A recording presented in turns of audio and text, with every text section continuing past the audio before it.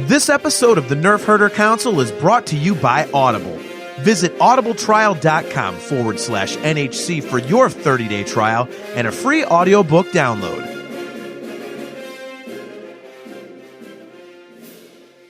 Hi, this is Joseph Williams, son of John Williams, and you are watching the Nerf Herder Council. Why, you stuck-up, half-witted, scruffy-looking Nerf herder! You can't use that word!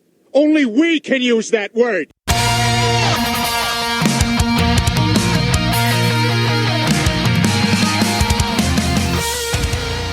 You're tuned in to the Nerf Herder Council, your source for Star Wars opinion, conversation, and debate. Featuring your hosts, JT. Stormtrooper armor deflects everything except Orback hooves. They're like a horse version of Thomas the Tank Engine.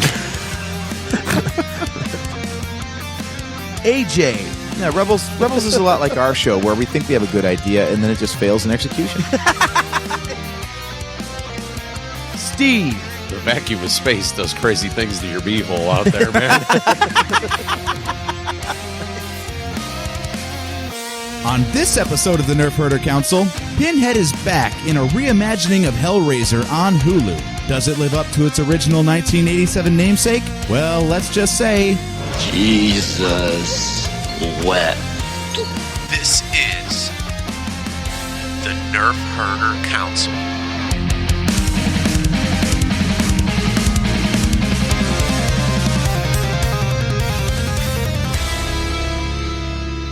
What is up, everybody? Welcome to another episode of the Nerf Herder Council. I am your host, JT. We are live on Facebook and YouTube. We are live at those two locations every other Wednesday at 8:15 p.m. Eastern Standard Time. If you are watching on YouTube, please don't forget to click that like and that subscribe button, and also hit that notification bell so that you are notified every time we go live. We are brought to you by Audible. Go to audibletrial.com/NHC for your 30-day trial and a free audiobook download. And don't forget to hit shop.nerfherdercouncil.com so that you can get customizable Nerf Herder Council swag. Let's bring AJ on. I just have one question. I have a question for you before we start. Sure, what's that? What's your pleasure, sir? had to do it right off the bat. The cheesy Hellraiser knock there. So yeah, so this See, is my headcanon. In my headcanon, there's a tie-in between Gremlins and Hellraiser, and it's that guy. Wow. Okay. So he reminds me of the shopkeeper that gave the Mogwai. So he in sells, my head, he sells Mogwai and Le Marchand's box. Sure, why not? Okay. I mean, they both cause chaos and destruction. Well, now we have to compare which is better, like the Gremlins franchise of the first two movies or Hellraiser, and how are they similar? Discuss. So this is going to be a interesting episode because we're talking about one of my favorite horror movies and what's called a reimagining, according to Hulu, and it just came out on Friday. So this thing hasn't even been out a week, so I've watched it twice. There's Mimar. Good to see you. Says he can have all of my money, so you're going to buy Mogwai and Le Marchand's box. So what you're going to do is you're going to have a bunch of gizmos running around getting carved up by chains and hooks. That's gross, Mimar. Gizmo is cute. Don't be doing that. That's gross.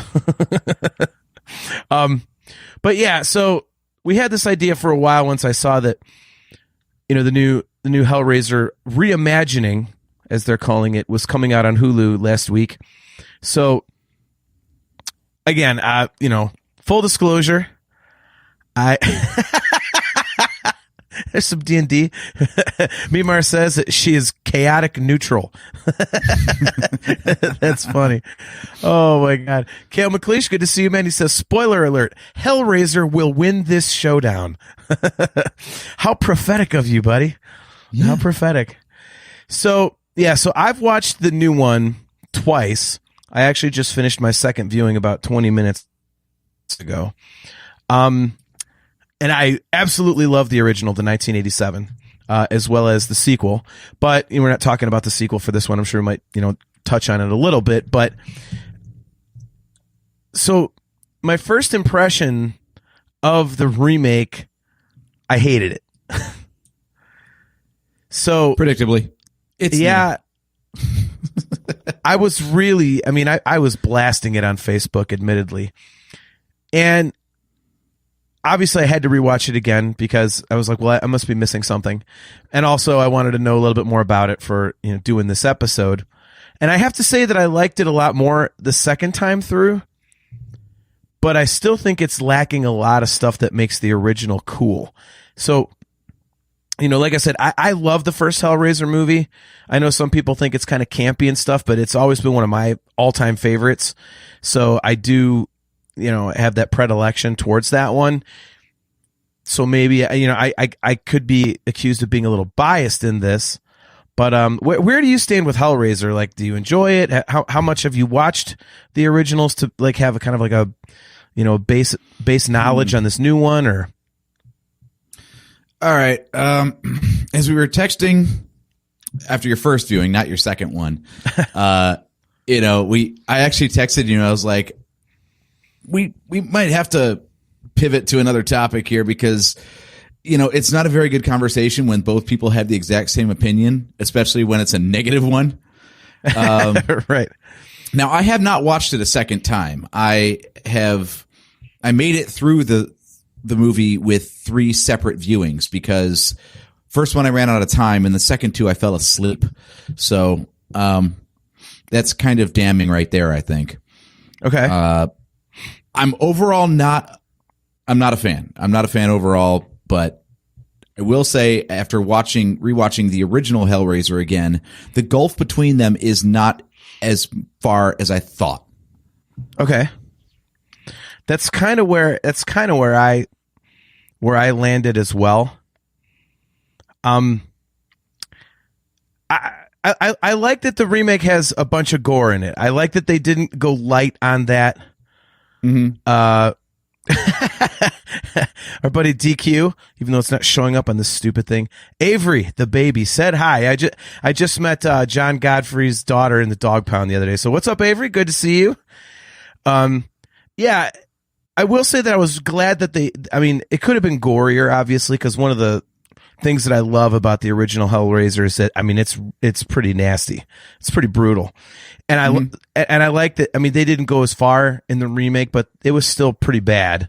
If you're talking about just like a made for Hulu movie or made for Netflix or whatever.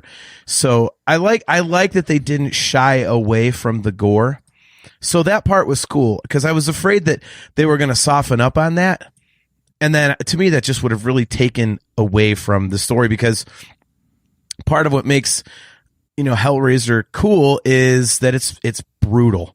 It's violent and, especially the first couple there, just like how much gore can we show? How much, viscera and blood and, bodies tearing apart, like can we show? So, where do you stand on gore in horror movies? Because personally, the gorier the better for me. I like when it's all nasty and shitty and just people getting chopped up. Like, I'm a fan. I like gore in general. That's what we're watching the horror movies for, but it's got to be delivered the right way. I actually feel like the original Hellraiser, this is also 35 years in retrospect, so special effects being what they are, but I think they did the gore better in the new one.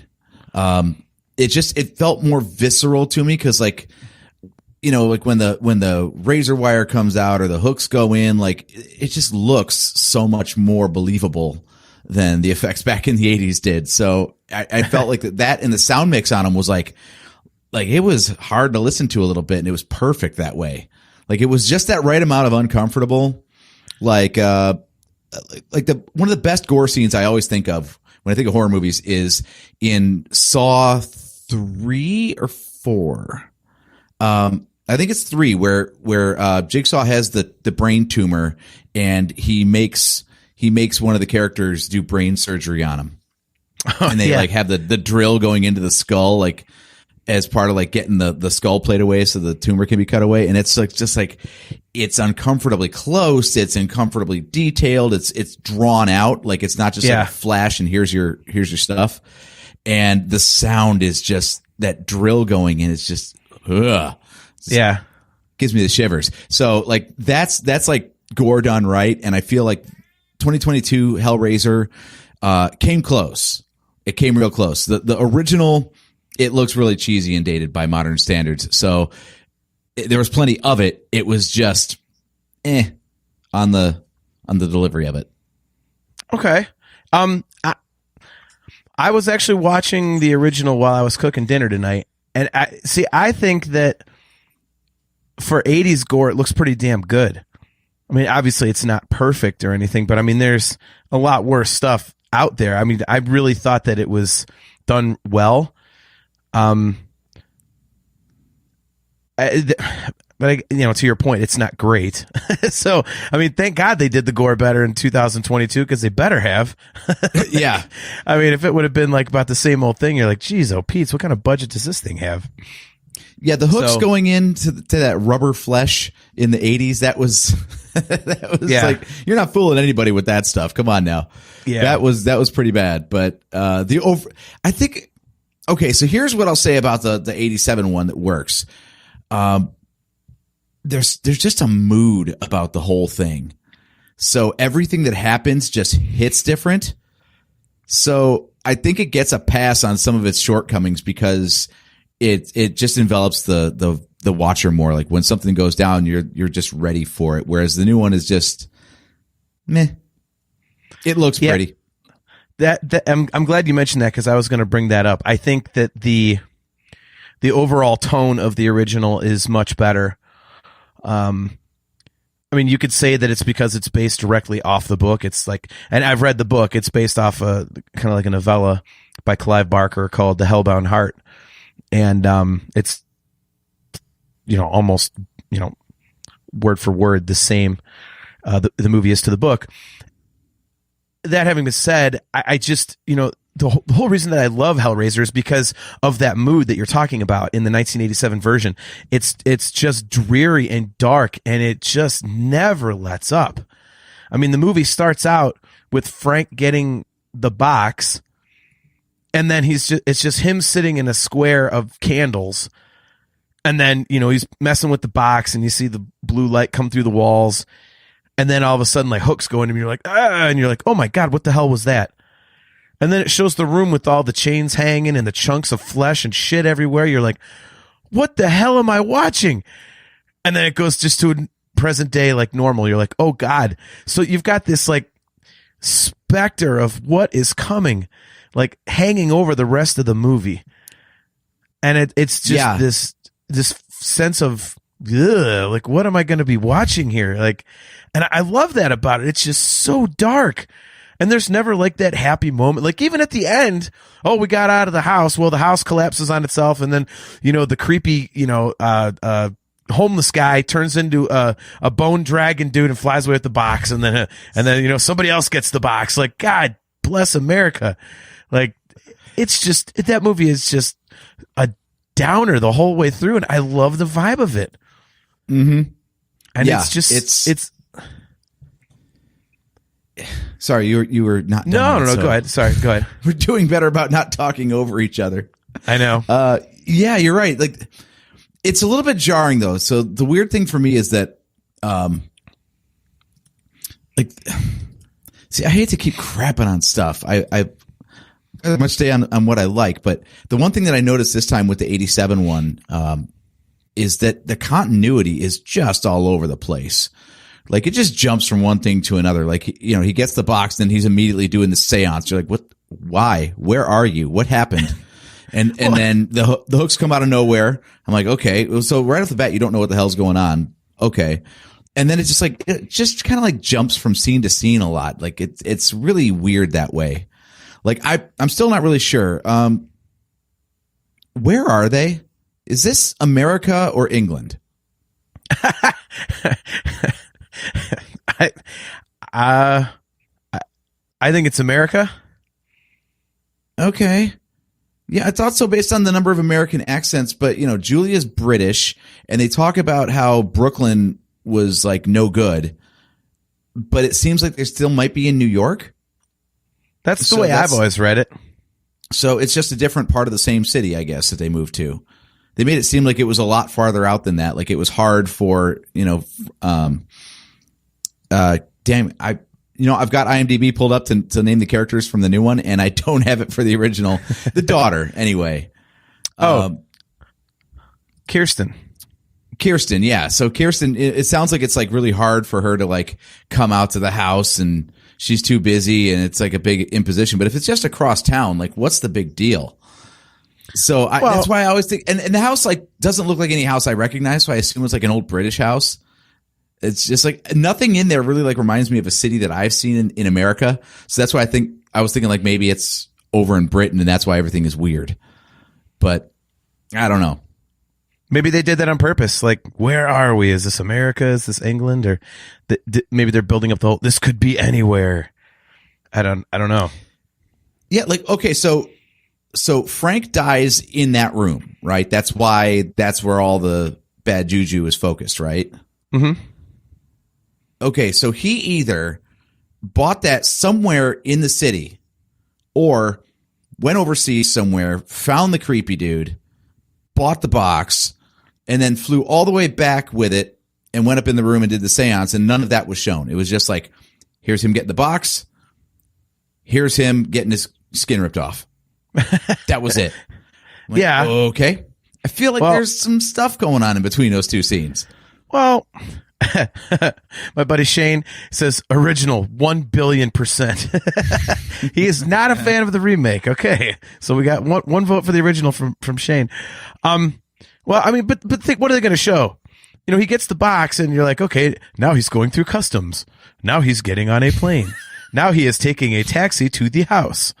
Like, I mean, it's what does that have to do with anything? So at least like a little bit of setup, like going into the house, or yeah, just instead it's just he's already in the candles. He's already knows what to do. Like something to set it up at least a little bit. I don't know. Like I said, maybe I'm just being too picky here. they set up the whole damn thing with him getting ripped apart by a bunch of like demons. That's not enough setup for you. You have to see whether he flew business class or coach. Like, hey, those things are very important to me these days. Oh man, that's yeah. I mean, I get what you're saying, but I mean, to me, like I said, just the air of the whole thing is. I don't think you need that setup. I think just get right to it. Dude's got a box. Hooks come out, tear him apart. Okay, then you're like, what the hell? Now we're going to find out what the hell. Yeah. So one thing I'd like to know is the budget of the original, because it seems like it was like one take everything. Sometimes the scenes are acted out. I'm like, that could have been done better. They probably didn't have time, which means they probably didn't have money for more film. I don't think it was huge. Across. It's just, yeah, the original especially gives me the impression that like they were just trying to get you from one bit of story and gore to the next. And like even by horror movie standards in the 80s, the acting was not the best. It was creepy, but it's not going to win any awards. You're not going to see that at the Oscars, Yeah. So Shane says that the budget for the original was only $1 million. Are you sure about that? That even for like a horror movie in the mid 80s that no one really knew much about it seems kind of low. Yeah, I mean, I didn't pay attention to the acting, admittedly, because it is creepy. Like I say, I think that there's just such a vibe to this movie that I don't really nitpick it a ton for things you would normally nitpick a movie, because it's like it's unique in its delivery and everything, and like. I mean, the whole thing basically happens in that one house. There, how many exterior shots are there? There's the shot in the pet shop where the homeless dude is eating the grasshoppers. There's a couple things of Kirsty outside, Kirsten or whatever, Kirsty outside. Like, I called her Kirsten earlier. It's Kirsty, yeah, Kirsty, you goddamn fool. Anyway, so it's basically all in this house. And it's, and hell, I mean, even the resurrection is like, they couldn't even go that far in the movie compared to how it is in the book. Because in the book, it starts out with him getting the box, and he does all this. It's like a ritual. He's not just playing with the box and candles. Like, he lays out like all this stuff. Like, he collected his own piss for like weeks in case they wanted him to like degrade himself or something. Like all this different stuff. Like, and it was this big ritual. So when they come, they it's very descriptive in the beginning of the book, which I would highly recommend the book. The audiobook's only like a 6-hour listen or something like that. It's not very long. And I mean, it's really, really good. But basically, like, he ends up like, it describes all of the sensation that he's going through. And it's like every little extreme that you could possibly imagine. And it makes him, how do I phrase this? Climax? Yes. And it gets on the floor, and that's what ends up, like, basically his DNA being in there is what kind of resurrects him. They don't really show what the hell happens with, in the movie. It's just like, oh, there's blood and he died in here, so he comes back. Well, in the novel, it's like, well, part of him was still in the room. Okay, I feel like that is actually like pertinent information, because they talk about like all the sensations you can feel, and it's like, you just ripped him to shreds. Like, it didn't take very long. He didn't feel very much, at least not for very long. And it sure wasn't pleasant. Like, I don't care how much BDSM you're into or live suspensions or anything, that didn't look like any fun whatsoever. Right? Yeah. Well, the way it's described in the book is really cool. And like I say, it goes through all kinds of, different, the way they describe it, like it's talking about like the teeniest morsel of like food stuck in his teeth from his dinner the night before, all of a sudden tasted like he was being choked with an entire platter of that food. And, it goes even more extreme than that. Like, they actually describe it and you're like, oh my God. Like, and then he kind of like passes out or something or whatever. And then when he wakes up, one of the Cenobites is like, oh good, you're awake. Now we can begin. And that's how the whole thing starts. And then it gets moving, So, damn. Obviously they couldn't show him, climaxing on the floor in the movie. But yeah, I thought that was pertinent too, because it makes it make a little more sense. That's the one thing you could say about the original is like, okay, well, the guy died in there, but all of a sudden, somebody bleeds on the floor and here he comes. Like, okay.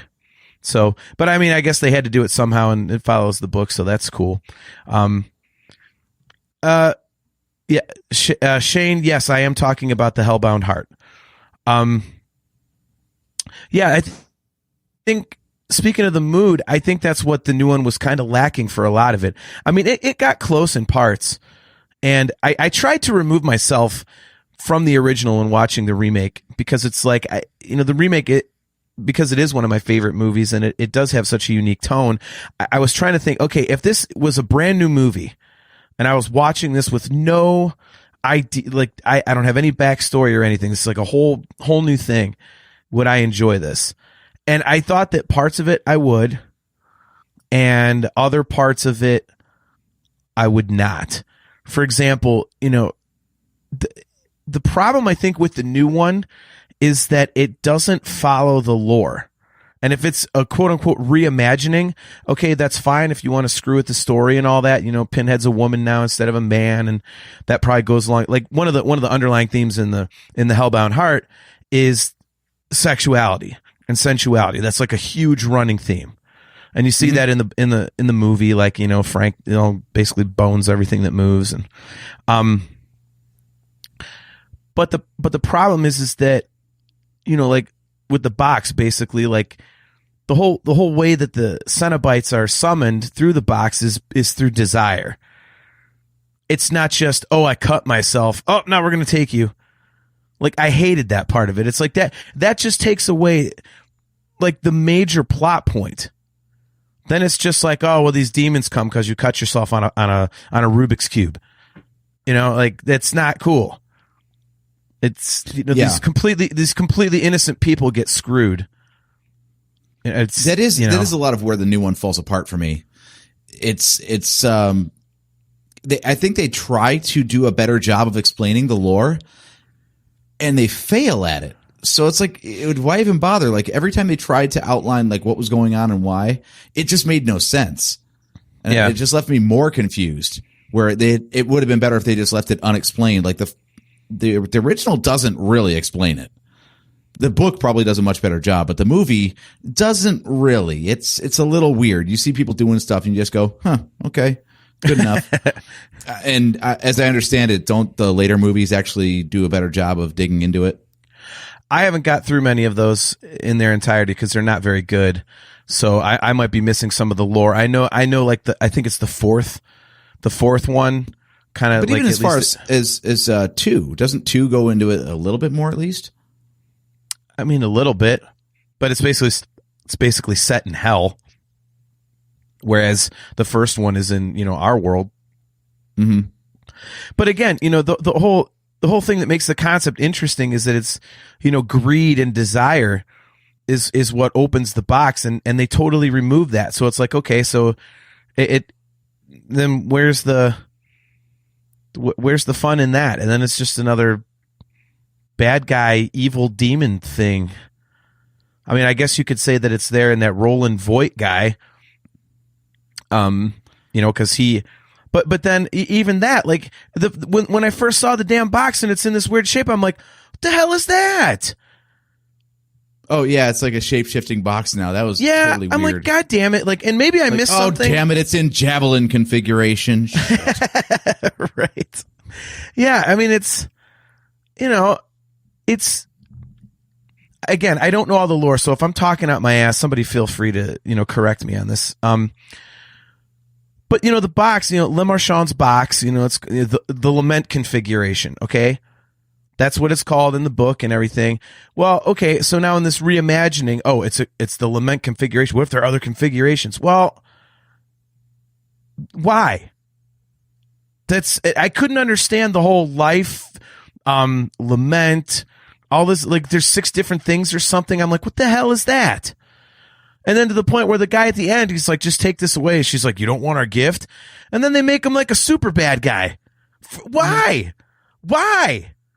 Like, what the hell is that? Yeah, and that line of like, she rattles off like the 6 things and is like, you know where this is going. And me in the audience, I'm like, no, I don't. You're talking nonsense. Yeah. It's like he's what does resurrection have to do with all that crap you just rattled off? Nothing. Yeah. That's what. Yeah. And then the whole, he's like the evil angel of retribution at the end. I'm like, what the F is that?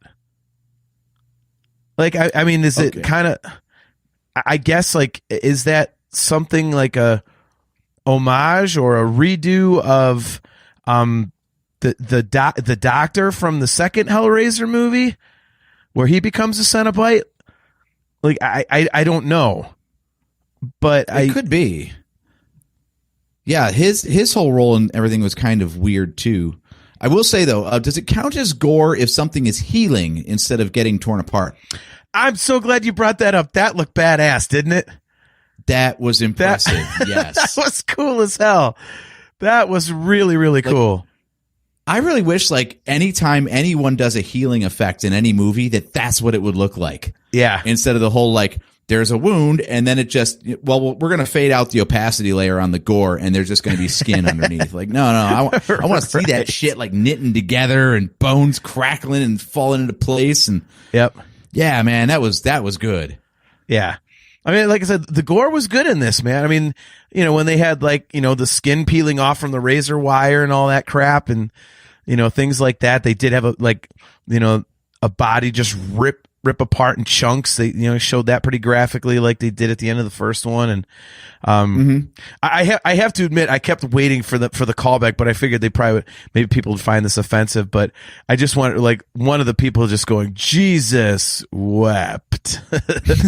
Like, just to have that throwback in there. So, and that line makes no sense even in the original, but I'm okay with it because it's just creepy. Well, it was, that was in the book, and then you can't, if you're looking, I guess you could see it in the movie, but especially reading the book, he's trying to, like, lick his lips to be, like, all gross, like to be like a pervert, and it's kind of like a Frank thing. So, So Shane says, in this day and age of CGI and special effects, the Cenobites were weak. Yeah, I have to say, man, I kind of agree with you. And you know why I think that is? They weren't glistening enough. It was like, I mean, they did a good job because in the book it describes that they're all mutilated in different ways in different places and stuff like that. But like the skin and stuff that's peeled away, it doesn't look like it's freshly bloody or anything. It looked like it already dried out, so it looks like rubber. It looks like rubber to me. Yeah, I was really confused and disappointed by that stuff. Actually, they just look too clean, and in some cases, just plain abstract to where it's not disturbing anymore. Like I think the original did a way better job of making it look like real people that had been disfigured, whereas these, I'm like, okay, so the one's got like a Handmaid's Tale kind of thing, visor thing going on, but maybe that's just corporate synergy with Hulu. I don't know. But I'm like, where did that skin come from? Is that like the skin from the back of her head pulled forward? I'm not really clear. Yes, I was like the way they were all like vivisected was just it's just like, I don't think skin could do that. I don't think there's enough skin to do like it. I spent so much time trying to figure out like why and what happened and what are the little gold medallions that are in them in certain places. Like it took me out of it. Like it did. I was just like, okay, I'm looking at this stuff and it's so weird. I'm like, I got to know more about it, and you don't find out any more about it. So they look more alien than disfigured humans to me. Yes, I agree. And man, so our buddy Chris Mock, when he does his live show Mocktails from the Cantina, he always has a drinking word. And I swear ours tonight would be vivisected. I challenge anybody to go find another podcast where the word vivisected has been used. That was a damn good word. Wow, look at that. Yeah, I think those could have been done better. I mean, they were cool. The dude with it was like basically random. You think? Like all the disfigurations in the original Hellraiser, they all have something to do with like the person's life before they became a Cenobite. And in this one, it's just like, we feel like tearing you apart in this way. Like, I don't like Pinhead had something to do with like, was it acupuncture or something? Like that's why Pinhead had needles in his face. and it's a therapist. Oh, okay. And didn't like each of the Cenobites represent like one of the 7 deadly sins or something like that? That I thought it was something to do with that. It was some sort of tie-in. Like that's why you had like, was it Chatterbox, who was like, always eating everything. You had like Butterball was the fat guy. That was probably gluttony on display. Like they kind of followed a theme, and this one was just like another anonymous person cut apart in another anonymous way. Well, see, in the novel, it just says, they were each mutilated in a weird way. So they didn't specifically, well, this guy's mutilated like this because of so that is open to interpretation. So I don't mind that they did that. I think it's the effect. I was wondering the same thing you were about the chick that looks like she's got the hat. I'm like, okay, is that like her scalp like peeled away? Like I couldn't quite, I would assume that that's what it would be. Either that or it's just like a sun hat from hell. Like maybe she's got sensitive skin down there and she just, even it's a little sunbonnet. Even Cenobites have to take care of their skin. Leanna sent, man, what's up, Leanna? Good to see you. She says, new Hellraiser was not bad at all for being the 11th sequel. 1 through 3, then 11. The rest were unwatchable. Have you seen all of them? No, actually, we talked about this a second ago. I have seen 1 through 3. Third one, I always remember for the guy with the CD in his head. That was so stupid. I watched like part of 4. And then I did watch like the opening scene of one of the other ones, and then it got stupid 5 minutes later. I was like, well, turning this off. So I'm pretty much on I read that they were so bad that like don't even bother. So, Joseph Frank, good to see you, man. There is a way, AJ. Remember, I have eternity to know your flesh. Pinhead will find a way. Yeah. I mean, that's the thing is that it's like, that's the other thing about the Cenobites is like the new Pinhead wasn't menacing at all. No. She was almost like a No, they narrator. moved slowly, like they were just slow, not like they were creepy. Well, that one moved fast once it got in the house. So there was that. Just the one. But then, in the main climax of the movie, after like she's already like trapped in the gate, then like all the rest are just like creeping slowly down the hall. I'm like, you could just run away. Like, there's nothing preventing these people from just outrunning the Cenobites. Well, They're not trapped. They're just like, I'm so scared I couldn't possibly move. Like, oh my God. I playing devil's advocate, a lot of the time when that happened, the person they're chasing was like really injured. So at least there's that aspect of it. Like, okay, that person just, the dude basically had half his bicep eaten, and, the other guy was like, got all tore up and everything. And, yeah, I don't know, the other man. problem, as long as we're talking about the characters in the new one, the other problem I had is I just, make this a giant bitch fest. Every character was shitty. Like, I wasn't rooting for anybody. Really? Okay, so like Riley, for example, the main character, she's a junkie who relapses. So the boyfriend looks like a piece of shit right off the bat, right? Because he's like, "Hey, I know you're sober, but you want a flask? Or hey, maybe you want to get fucked up with me again." Like, so he's terrible, and we're like kind of feeling for her, but then she keeps doing shitty things too. So we're like, okay, well you suck now too. So I don't really like empathize with her at all. I don't want her to survive. I just want to see how cleverly she can die, really. And the boyfriend Trevor is like, he's shitty right off the bat. So I don't feel bad when his deal goes sour. And so then you've got, who is really like good in this movie? Her brother? Her brother was good, and then that Colin guy. And I guess Colin was annoying, and didn't he like shit on her too for relapsing? Not really. I mean, see, I'm a little biased. When I think of horror movies with characters where I'm like, will you just die in the worst way possible? I always think of the remake of Nightmare on Elm Street. That movie was absolutely putrid, shitty garbage, and every character in that movie, I'm like, good, you died. Yeah. Freddy Krueger might as well be Captain America to me in that movie. Like, seriously, I don't give a crap if he was like a child molester. Like, I hated the character so bad I was rooting for a child molester. What does that tell you? Ugh. Yeah. That movie sucked.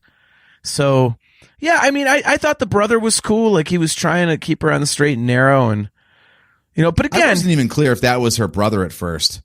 Like, he kept on dropping "I love you" at weird, creepy times. I'm like, so is this like a throuple situation, or like it didn't come across as like a familial bond? Like, if we're just talking, like if you've got problems in your life and we're just talking, and I just lose my words for saying, "I love you," like that's not the way a sibling talks to a sibling. It was just so confusing. I'm like, I don't know what these people are doing, but it ain't right. Whatever it is. It's just four people in an apartment. I don't know who lives there and who doesn't, who's related to who's just a friend. Obviously, we got a gay couple in there. I don't know if they live there or if they're just like hanging out for the night. It was just weird. The whole thing was weird until the Cenobites actually show up and stuff started happening. I was just lost. Also, okay, I'm just on a roll. I'm just going to keep going. Go for it. Okay. So let me get this straight. And they even make a joke about this in the movie. So they break into a building that has one shipping container in it, that has one box in it, that has the box in it. What the hell is that? No, the lawyer woman said that she put it there to like keep it away from, Did she buy the whole warehouse? Well, she said that, so she said in like the nursing home that she got Roland Voigt's estate all taken care of. Roland Voight had hired that Trevor dude, we find out, so that's how they knew the box was there. So at least they did also say a good swing of a hammer will break a safe lock too. Well, because no safe designer has ever thought they might have a hammer. Well, I have to admit, that was I was like, boy, she couldn't have bought something a little better. Like buy a master lock or something. Like what the hell? So yeah, I mean, so that part I kind of get, but So with you, I like the setup of the 87 version better. It doesn't bother trying to explain itself very well, and I think that actually plays to its advantage. yeah, I mean, it's just more direct. It's more the 87 one's more in your face. Like it's like you can't get away. Like you're stuck in that house. You're just stuck there. Like you know, so it's like a car crash. You can't stop watching. You can't look away from, and it creates that unease. You know, even Julia is having sex with the husband, and then Frank is standing behind her. You know, like carving a rat in half with a switchblade. It's like, I mean, this is some sick stuff. Yeah. So it's, I mean, it's like, it's just, man. And I think you because were saying that no one innocent got harassed in the first movie, right? no, Like you were saying in the Not new by- one, anyone bleeds on the box, they're done for. yeah, but I mean, in the original, What did Christy do? Kirsty, she was basically like she opened the box by accident. Yeah, there was no desire there. It was just an accident, and yet they're all after her. I thought you said it had to be like a desire to open it. You can open, well, okay. So having the box and all that stuff is based on, having the box, you acquire it because it's like supposedly this gateway to the ultimate, your ultimate desires, like the ultimate pleasure, whatever. So she happened to have the box, and they figure, okay, she opened it because she wanted the box, so she's got this desire, you know, but she didn't. And the way she gets out of it, you know, as you know, is she says, well, wait a minute, like, I know somebody that escaped you, and I can give him back. So, you know, so that's, you know, she gets Frank to admit, you know, that he's back in the world of the living. And so that's how, you know, she avoids that. Is that butt face thing that hangs from the ceiling a Cenobite? The butt face, like the worm thing that comes down the hall in the first one? That's called the engineer. Yeah, I call it butt face. Okay. It's called It looks the like engineer. its butt. Its face is where its butt should be, so I call it butt face. Yeah. So Joseph Friend says, in the first film, the desire was to locate Frank. What happened to him? Like, I don't know. I don't think the desire was to locate Frank. I mean, the desire in the first one, Joe, was Frank's. I mean, he got it to, you know, reach the ultimate heights of pleasure. So, you know, that was that one. You know, when banging strange and choking the shit out of your brother's wife isn't enough, then you got up the ante, I guess. You get Le Marchand's box, yeah. So Leanna explains, When you had it. every other box, you might as well. Exactly. Who's this Le Marchand? How can I? Anyway, so Leanna says the book much more accurately describes the Cenobites. They're not supposed to be flashy. They're in the books dressed in their own torn bodies of flesh. So it will not necessarily dull as to be it. Leanna, you're typing messed up. So it will not be necessarily dull as described, but it was depicted well if you know the stories. I get what you're saying, Leanna. Like, I guess you could say that's close to the books, but the problem is it looked rubber. There wasn't enough, like, there wasn't like fluid to make it look real. It looked dried out, so it looked, like AJ said, like rubber. So, man. Kale, man, I do not understand Hellraiser at all. You guys are making it sound like a real weird trip. Kale, start with the one in 87. Basically, if you open the box, the Cenobites come out and they tear you apart. So that's like the whole story. And people seek out the box because it gives them their ultimate desire, you know, the outer limits of pleasure and stuff like that. So that's the whole thing. And then basically you're unleashing creatures from hell. And the whole premise is like, well, you think you know the limits of, you know, experience, but you don't. Sensation, yeah, sensation. So, but you don't. You know, that's one of the things that they did in this new one with Roland Voight. it took me to the second viewing to finally catch the line about nerve. I was like, what are these like red ropes going through him?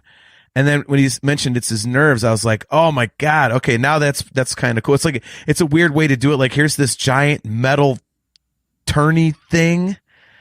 Yeah. I'm like, okay. But then once he said, okay, the stuff going through it is his nerves. I'm like, okay, all right. That makes more sense. So that was kind of cool. Thank you for clarifying. Clarifying, because I did not get that. Yeah. I'm just like, I don't know what that is. Yeah. I mean, it looks painful as shit, but by the way, that was the one really. Can you imagine like being stuck with that damn thing?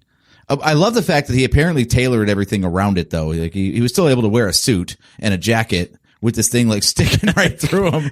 I was like, what did he do? Just like go to his closet and just like cut rectangles out of like everything he owned in the front and the back? Like, Jesus. But yeah, so he gets all that stuff taken out, and then like 10 seconds later, this giant fucking hook comes out of the sky and just like impales him. I'm like, well, that healing didn't last very long. Yeah. Yeah. That's one of the things I wondered about is like, it's like, I don't want your gift anymore. Just take it back. And then, well, we'll give you the Leviathan config. We'll give you like, wait a minute. What? What is that? Like, what is this? Okay. We'll give you something else. Like, is the box now like a goddamn Burger King? Have it your way? Like, what, did I miss something? No returns, exchanges only. That's the rule. Yeah. It's like, what, why? We give you store credit, but that's all. Yeah. So I did not understand the ending in that respect. And I thought the ending of the new one was really unbelievably stupid. Oh, you have chosen the lament configuration. You choose to live. So basically, everything she did was absolutely for fucking nothing. Nothing. She doesn't get her brother back. Everybody's still all effed up. The people that are dead are dead.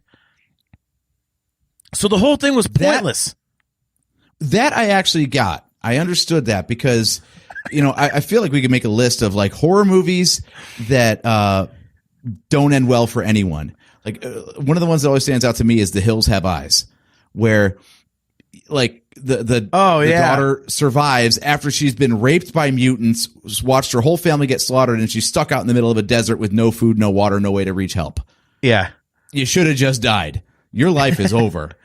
So I feel like this is the same thing. Like she has to live with all this crap that she has just witnessed. So that is her penance. That is her punishment. Yeah. And that's the lament configuration, is just carrying all that crap around with her for the rest of her life. Have you ever seen the movie Wolf Creek? No. Damn. I was just Not thinking. Really, no. Not really, no. When you mentioned The Hills Have Eyes, I was like, it would be kind of funny. Have her out in the middle of the desert, like no food, no water. At the end of that one, then all of a sudden the guy from Wolf Creek comes along like, hey, yo. Good eye. And then she goes from being in The Hills Have Eyes, then she's the victim in Wolf Creek.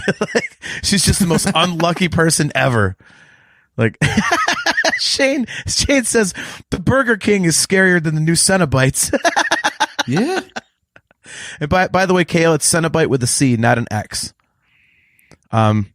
Yes, Joseph Friend, Wolf Creek. Yes, I watched that movie. It was a long time ago, but it did have that, what do you call it? like a, not a head on a stick, but he basically like did something with one of the victims. Like he gets her in his garage. He has this huge like hunting knife, and he takes it at the base of like right below the base of her neck and just jams it up there. So she's alive, but it paralyzes her. So it's basically she's only got sensation from the neck up. He calls it like bump on a stick or rock on it, something like that. And it's like, oh my God. I'm like, ooh, boy, that's pretty dark. So, Wolf Creek. Damn. At least I didn't watch the second one, Joe. So, the ending to this one just kind of sucked. At least with the original, it's like, okay, Kirsty lives. So at least like, the quote unquote heroine comes out of it. So there's something there. Instead of, okay, well, Roland Voight gets to go do other stuff. The Cenobites are just like, it wasn't. Kung Pao. Okay. Like, Yeah. you know, he just wants to do, well, I don't want this. I'll do something else. Like, okay, we'll give you the like the Leviathan configuration. What is that? And then Riley just like, you're going to live with a life of regret. Okay. We'll see you later. Like, what the hell is that? Yeah. It was a wet fart of an ending for sure. Yeah. It's not good. Was the house in the middle of a giant maze or something too? Because when they showed whatever, it was like a Star Destroyer just coming in nose first from the skies. I don't know what the hell that was. That was Leviathan. So in that overhead shot, like they show the house in the middle of the frame, and it's nothing but maze work as far as the eye can see in any direction. What the hell was that? Well, it's okay. So as he said in the movie, and this is another thing that I did not like about it. He says like at the end, the Cenobites is like, you know, I didn't build a refuge or something. He said I built a cage. So he's trying to trap the Cenobites, and I'm going, all right, what the hell is that? Like they're minions from hell, but they can't get through a freaking fence. Seriously? Like what the hell is that? And I mean, come on, dude. Like they got, excuse me, they got hooks on chains that they use all the time. They can't use one of those, a bunch of those. Like they've got like an F-250 over there. Like tow the thing, just rip the damn walls off. What the hell is that? I couldn't possibly. We will leave your house alone. Like, okay, they have manners now. Alrighty. Yeah. Who knew? Like, yeah, I didn't like that either. It's like, son of a bitch. So that was kind of weird. And yeah, he basically wanted to trap the Cenobites because he said he wasn't going to let them go until he had an audience with their god. You know, because that was in that scrapbook that Riley found. It said, you know, audience with God or whatever. So, it just feels like they jumped ahead. Like they could have done a more faithful rework of the original Hellraiser first.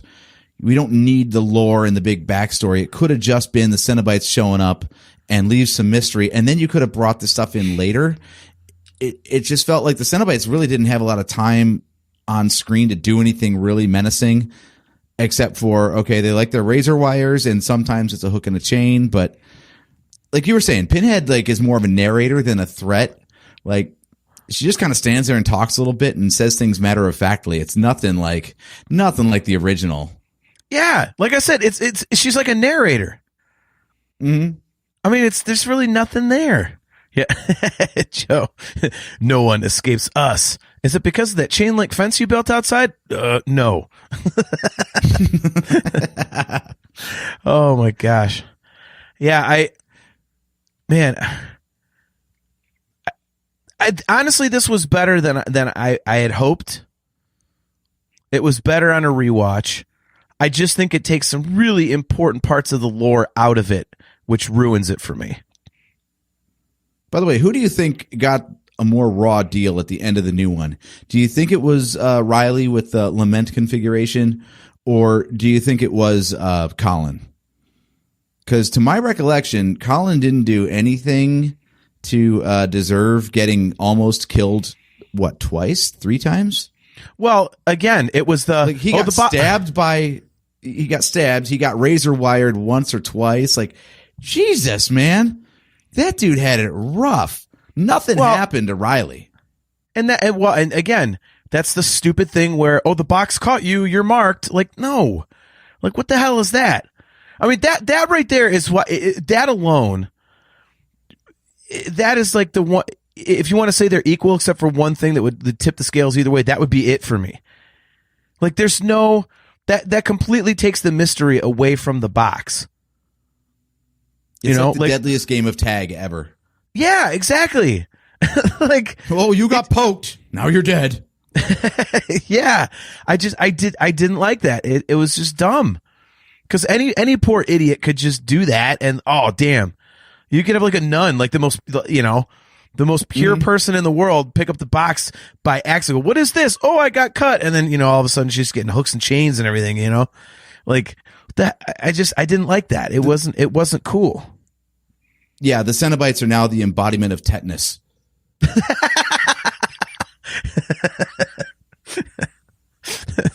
What if the box actually was the tetanus shot? And it's really just protecting them from getting tetanus from the hooks. Like the hooks are actually infected and shit. They can't afford new hooks, so they're all rusty. And so they're like, all right, so the box is actually the tetanus shot. Maybe it's the vaccine to an anti-vaxxer. Oh. See, we could have written a Hellraiser movie. You know what? Actually, you know what would be these Cenobites are sponsored by Pfizer. That's what it is. That was a corporate sponsor for Hulu to make this movie. You know what would be awesome is to have like I'm going to write a Hellraiser where all the characters of that stupid Nightmare on Elm Street movie are in there, and basically one picks up the box. They're all in a circle hanging out. And the one picks up the box and goes, "What's this?" and hits it the wrong way, and the knife comes out. He goes, "Ow!" and throws it like that, and somebody else tries to catch it, and they get "Ow!" and basically just goes around, so they all get poked, and then it's just like an hour and a half of what the Cenobites would do to them. It's like a game of hot potato, like the shittiest game of hot potato ever. Yeah, and then it's just an hour and a half of those awful characters getting eviscerated, or what was the word? Vivisected. That's another good one. Yeah. Eviscerated is good, though. Come on. Yeah. It's like just, oh, man. I'll drink to that. By the way, first pumpkin beer of the year. First. Wow. We're almost to Halloween. 2 weeks away or something It's like October. I had to start sometime. I'm a big fan of pumpkin beer. I've had several. So, yeah, I mean, I definitely prefer the first one. I wasn't expecting to like this new one more, but I also wasn't expecting it to kind of neuter the lore. And I think that's, again, it's better than I thought it was going to be. I mean, it totally craps all over that Nightmare on Elm Street remake. I actually liked the Friday the 13th remake from what was that? 2007, 8, 9, something like that. I actually didn't Jason the Bow Hunter. I didn't mind it. I mean, it was gory, and it was kind of weird that they gave him like an underground lair. That was like, okay, but I didn't hate it. I thought it was, it's awesome deaths in it and everything. So, the Rob Zombie Halloweens, which we'll be talking about in our next episode, I really, really liked. Yes. So this one could have been a lot worse, but I think the problem is when you take away the vibe and the mood of the original and also some of the main plot points, you're left with just kind of a movie. Especially with an ending where nothing happened, where the whole thing was pointless. Yeah, and not a good movie. Like, I texted you as I was trying to watch it. I'm like, I'm lost. I don't understand what the hell is going on in this movie. They're not telling the story in a way that I can follow. So forget the effects and, it's a remake and I don't like remakes. It's just not a well-made movie. I'm usually not that much of a cinema snob, but if I get lost because you're not explaining things and connecting one scene to the next, then that's a problem. And I feel like they were more hung up on trying to make things look cool than making a story that was cohesive. Yeah. And I think what's strange to me about it. By the way, is that audio coming through? Oh yeah, that's I got nice. my own horror movie coming over here. It's called My Cat Wanting Into the Office while we're podcasting. That's okay. Mine was trying to get out.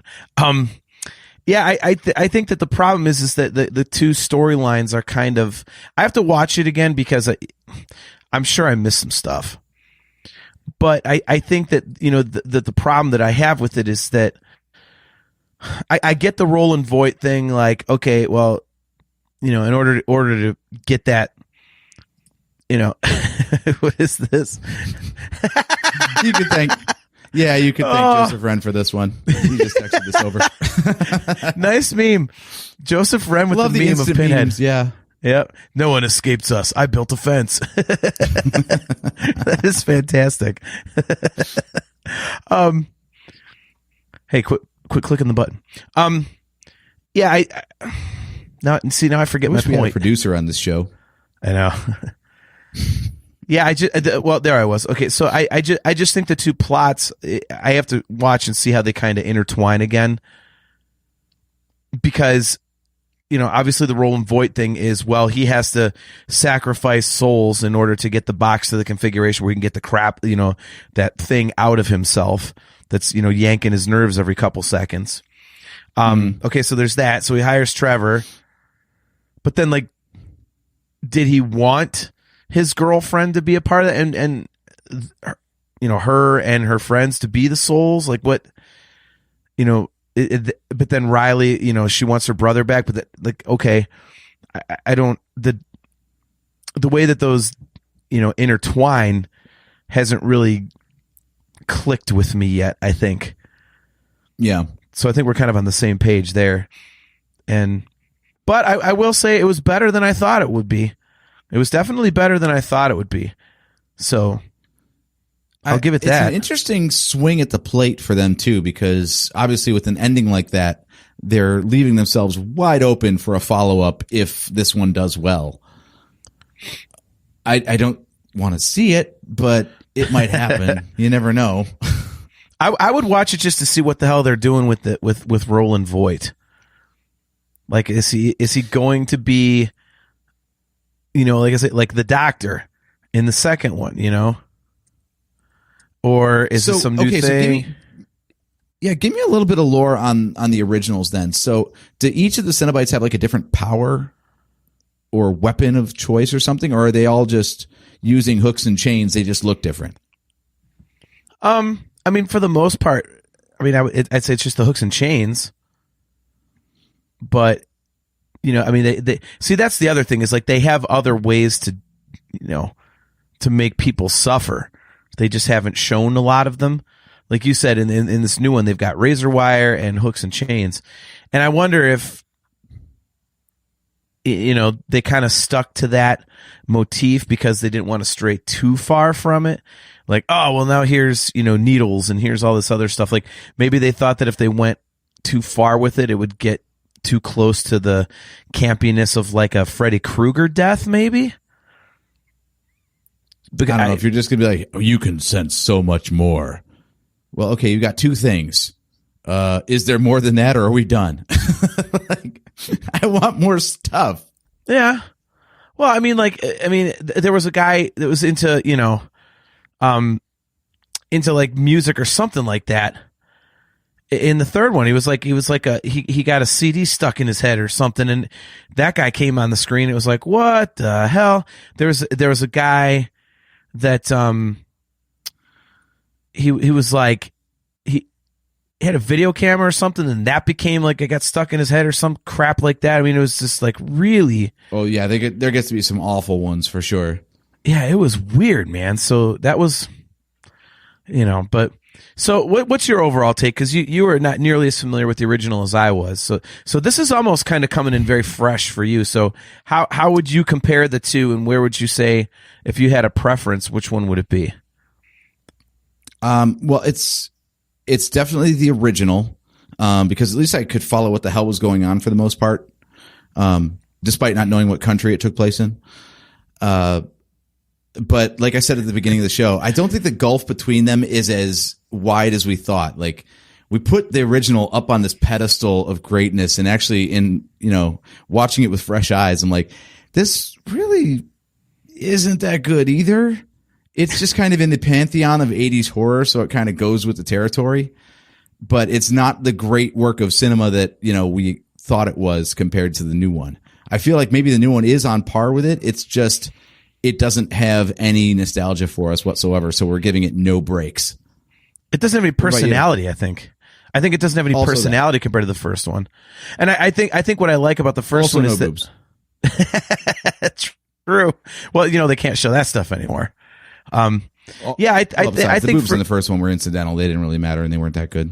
It was an accident, and like you said, they ran out of film. They couldn't do multiple takes. So, yeah, I mean, it's obviously the original for me because it is one of my favorite horror movies.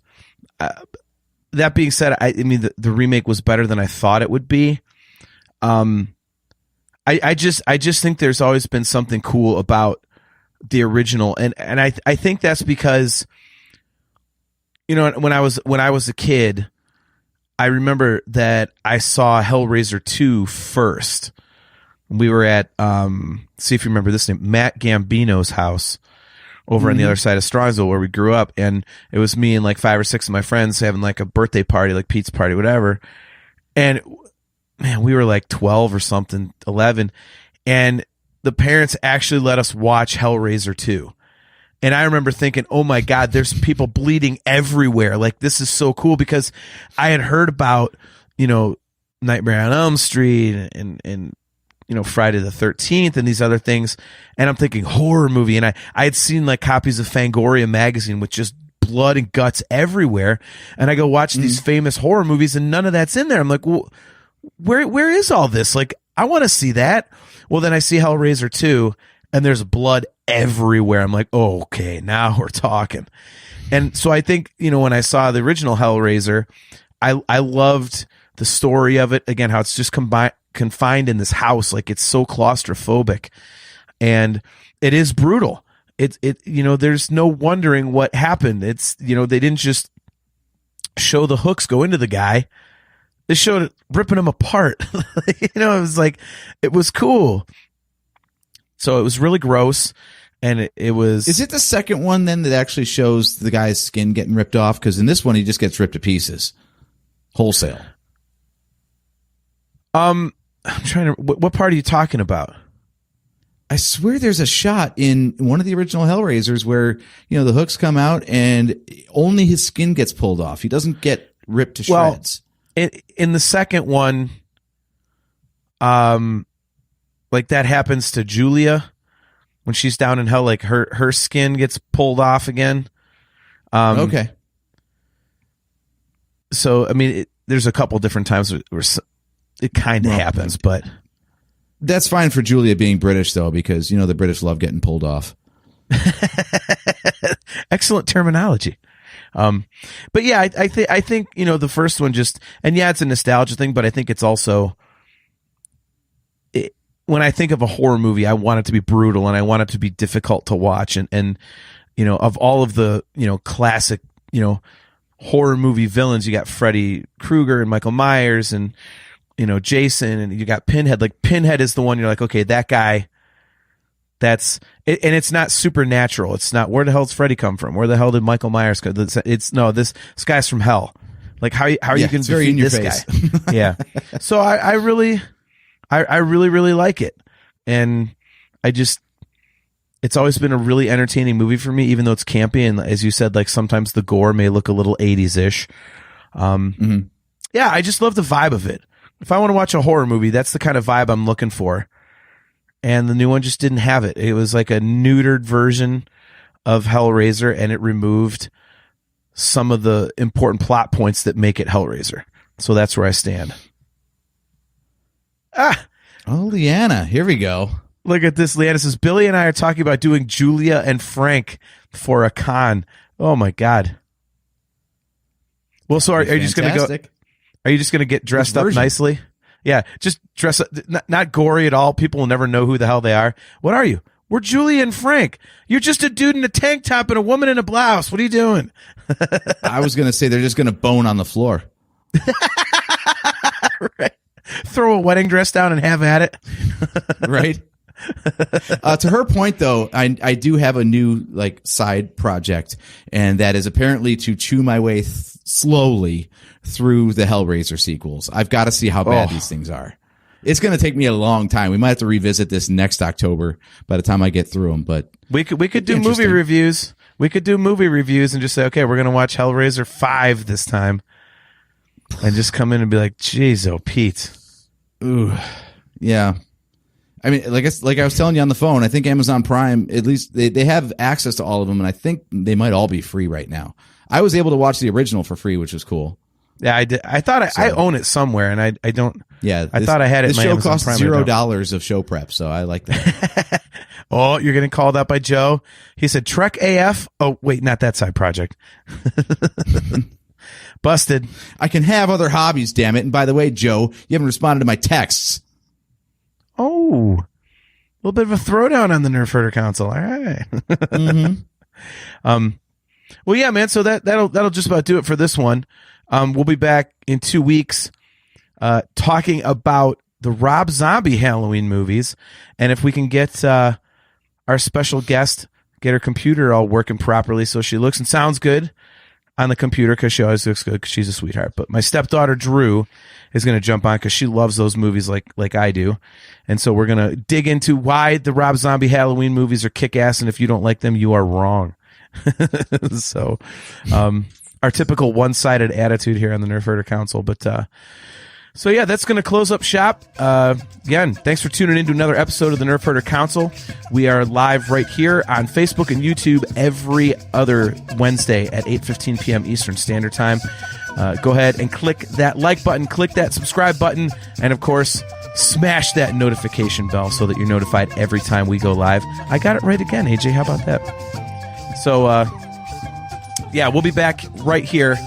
The date will be Wednesday, October 26th at 8:15 p.m. Eastern Standard Time, and we will be digging into the Rob Zombie Halloween films, both 1 and 2. So if you'd like to jump in the chat, give us your thoughts, feel free. Go ahead and watch the movies. Let us know what you think of them, good or bad. And AJ, this was fun. I appreciate you letting me do this because I'm a huge Hellraiser fan, so it was fun having to, air quotes, having to watch Hellraiser for the show. So it was cool, man. So. Yep. Now, if you'll excuse me, I have a new episode of Andor to watch. I have to do the same. So, all right, well, that's going to do it for us, guys. Appreciate y'all very much. Joseph Wren, Leanna, Kale, Shane O'Mac, appreciate you guys. Good to see you, Mimar. And we'll see you right here in 2 weeks. Till next time, I'm your host, JT at Dog Pound Jedi. He is AJ. At Drake Adams 579. And we will see you next time.